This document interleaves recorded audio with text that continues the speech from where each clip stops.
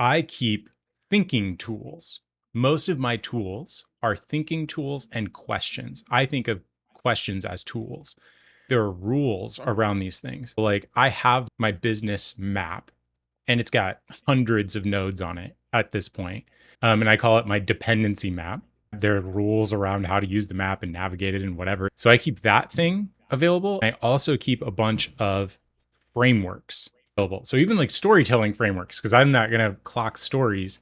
I'm going to understand a framework of how to tell a story. So I've collected things like the story brand framework, or I have all these books on my shelf and all of these like represent different frameworks. But the most important part of that is I've learned how to use those tools really well.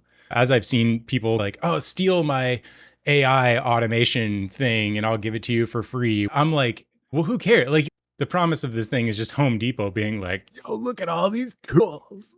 And I'm like, well, right, but do you know how to use any of these things? So I have a selection of tools.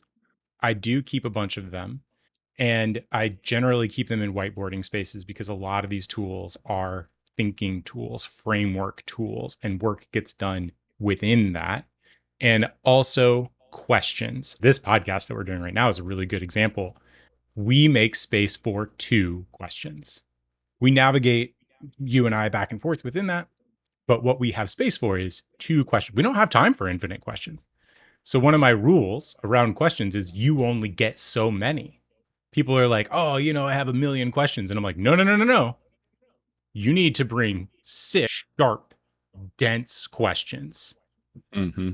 because you only get so much time and a person only has so much energy to answer questions. I've had that experience where I'm like 14 questions in and the person is just like, I'm so sick of it. So that's what I keep Yo, as tools.